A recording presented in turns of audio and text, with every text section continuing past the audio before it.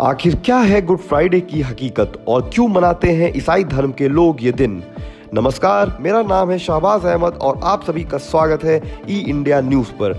Good Friday को Holi Friday, black Friday या great Friday भी कहते हैं। यह त्यौहार ईसाई धर्म के लोग द्वारा कैलवरी में ईसा मसीह को सूली पर चढ़ाने के कारण हुई मृत्यु के उपलक्ष्य में मनाया जाता है। यह त्यौहार पवित्र सप्ताह के दौरान मनाया जाता है जो ईस्टर संडे से पहले पड़ने वाले शुक्रवार को आता है और इसका पालन पास्कल ट्रिडियम के अंश के तौर पर किया जाता है और यह अक्सर यहूदियों के पासओवर के साथ पड़ता है। क्या हुआ था इस दिन? कहते हैं जब यहूदी शासकों ने ईसा मसीह को तमाम शारीरिक और मानसिक यातनाएं देने के बाद सूली पर चढ़ाया था तो उस दिन शुक्रवार था, क्योंकि ईसा मसीह ने मानव जाति के लिए हंसते हंसते अपना जीवन कुर्बान कर दिया। इसलिए इस शुक्रवार को ईसाई धर्म के लोग गुड फ्राइडे के रूप में मनाते हैं। ईसाई गुड फ्राइडे कैसे मनाते हैं?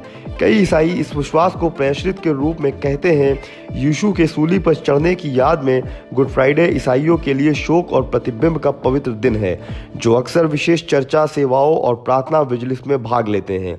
यह वह दिन है जब ईसाई धर्म के लोग यीशु मसीह के क्रूस को याद करते हैं। ईस्टर संडे से पहले वाले शुक्रवार को गुड फ्राइडे मनाया जाता है। दुनिया भर के ईसाई समुदाय के लोग गुड फ्राइडे को तपस्या, दुख और उपवास के दिन के रूप में मनाते हैं। सुसमाचार बाइबल के अनुसार यीशु को मंदिर के प्रहरियों ने गेतसेमाने गार्डन में उनके शिष्य यहूदा इस्करियोती की अगुवाई में गिरफ्तार किया। यहूदा ने चांदी के 30 टुकड़ों के बदले यीशु से विश्वासघात किया और मंदिर के प्रहरियों से कहा कि वह जिसे चुम्बन लेगा उसे ही उन्हें गिरफ्तार करना है। यीशु को गिरफ्तार कर अनन्नास के घर लाया गया, जो तत्कालीन उच्च पुरोहित काइयाफस का ससुर था। वहां उनसे पूछताछ की गई, किंतु उसका कोई खास नतीजा नहीं निकला, जिसके बाद उन्हें उच्च पुरोहित काइयाफस के पास भेज दिया गया, जहां सौनहद्रीन इकट्ठे थे। कई गवाहों ने यीशु के खिलाफ विरोधाभासा बयान दिए, जिसका यीशु ने कुछ भी जवाब नहीं दिया।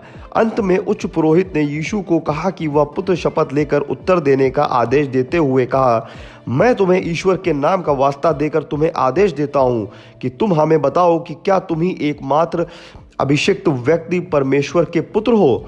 यीशु ने सकारात्मक उत्तर देते हुए कहा कि तुमने कहा है और समय आने पर तुम देखोगे कि स्वर्ग के बादलों के बीच मनुष्य का पुत्र सर्वशक्तिमान की दाहिनी ओर बैठा है।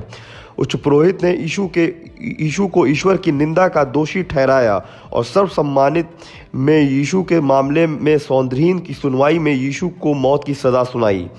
पीटर ने भी पूछताछ के दौरान यीशु को पहचानने से 3 बार इनकार किया। यीशु पहले से ही जानते थे कि पीटर उन्हें 3 बार पहचानने से इनकार करेगा। उनकी दोनों सुनवाई के संबंध में यीशु को सौनहद्रीन सुनवाई का लेख देखे, जिसमें एक रात में हुई थी तथा दूसरी सुबह, और इस तरह समय के अंतर के कारण गुड फ्राइडे का दिन प्रभावित होता है। ऐसे ही जानकारी भरी खबरों के लिए बने रहें हमारे साथ ई इंडिया न्यूज़ के साथ। धन्यवाद।